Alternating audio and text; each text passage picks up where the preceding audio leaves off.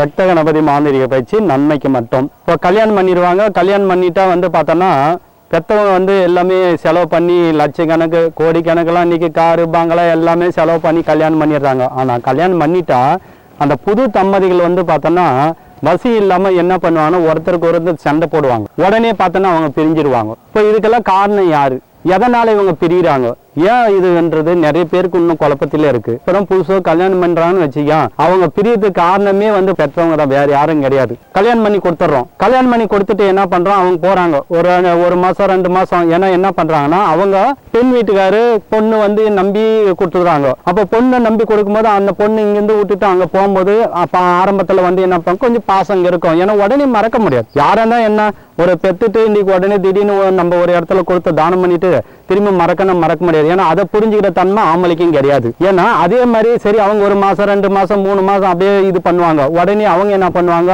பெற்றவங்க இவங்களுக்குள்ள ஒரு சின்ன மன கஷ்டம் வந்துடும். முன்ன ஒரு சின்ன ஒரு மன கஷ்டம் வந்து என்னமா ஏதோ ஒரு சின்ன சண்டை போடுவாங்க. சண்டை போடுறதுனால என்ன ஆகும், உடனே இவங்க என்ன பண்ணுவாங்க, பொண்ணை போன் போட்டு அப்பா அம்மாவுக்கு பேசுவாங்க. அப்பா அம்மாவுக்கு போனை போட்டு அப்பா அம்மான்னு ஓன இந்த மாதிரி மாப்பிள்ளை போய் தட்டாரு அடிச்சு போட்டாருன்னு இவங்க சொல்லுவாங்க. அங்கிருந்து என்ன பண்ணுவாங்க, இவங்க கோவத்தில் உடனே ஓடிடுவாங்க. இங்கே இருக்கிறவங்க என்ன பண்ணுவாங்க, பையன் என்ன பண்ணுவாங்க, அப்பா அம்மா இப்போ சொல்லி மட்டும் அட விட்றா என்ன போய் அவள் அங்கே போன சண்டையில் உடனே என்ன பண்ணுவாங்க, 2 பேருக்கு பிரச்சனை வரும். இந்த பையனுடைய அம்மா என்ன பண்ணுவாங்க, விட்றா இவெல்லாம் ஒன்று 1008 பொண்ணு கட்டலான்ட்டு இப்படி சொல்லி அவங்க அந்த பையனுடைய மனசு இப்படி போயிடும். இவங்க என்ன சொன்னாங்க, நான் கஷ்டப்பட்டு பெற்று உனக்கு இவ்வளோ போட்டு வாரி வலிச்சு உன்னை கொடுத்து நீ இப்படி பண்ணுறேன்ட்டு இவங்க என்ன பண்ணுவாங்க, கோவத்தில் கூட்டிகிட்டு வந்துடுவாங்க.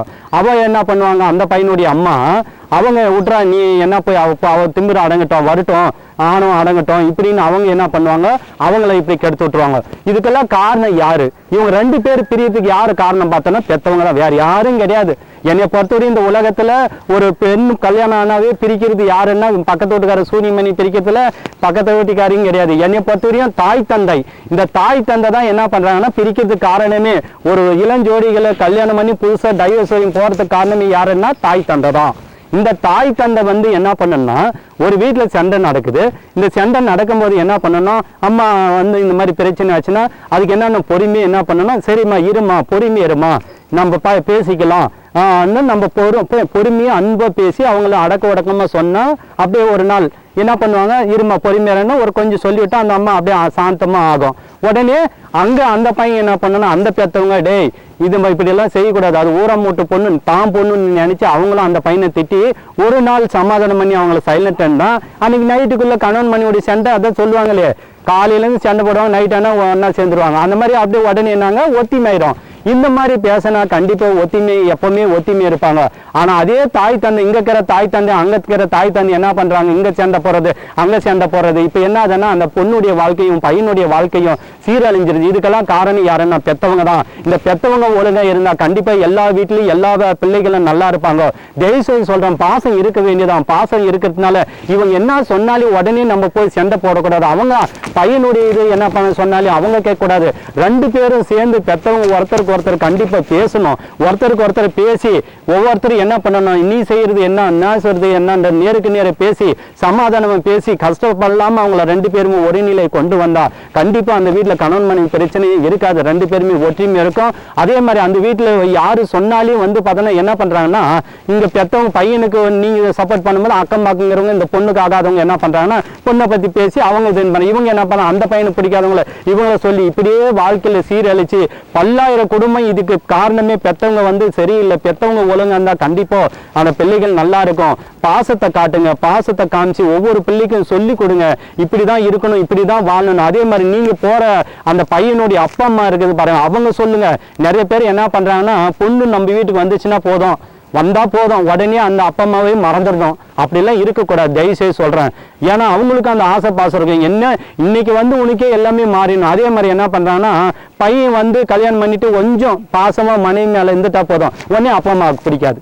அப்பா அம்மா என்ன பண்ணுவாங்க, உடனே என்னை பிரிச்சு கூட்டின்னு போறாங்க இப்படி நினைச்சே இவங்க என்ன பண்றாங்க, பையனுக்கு சொல்லி சொல்லி சொல்லி பாசத்துல வந்து என்ன பண்ணணும், எந்த அப்பாவும் எந்த பிள்ளையும் மகன் தன்னுடைய ஆசையை எப்படி இருக்கணும் ரசிக்கிறானா, நல்லா இருக்கணும், சந்தோஷமா இருக்கணும்னு நினைக்கிறோம். ஆனா இன்னைக்கு கூட பாருங்க, என்கிட்ட ஒருத்தர் சொல்றாங்க வந்து அழுறாங்க, பொண்ணை கட்டி கொடுத்துட்டு பொண்ணு கிட்ட சாப்பிட்றதுக்கு படுக்கிறது ரூமில் படுக்கிறதுக்கு கூட கேட்கணும்ப்பா அம்மால கேட்கணுன்ற மாதிரி இதெல்லாம் உண்மையில் ரொம்ப கொடுமைக்கிறாக்கி. அந்த பொண்ணு கட்டி கொடுத்த அப்பா அம்மா பாவம் அழுறாங்க பாருங்க.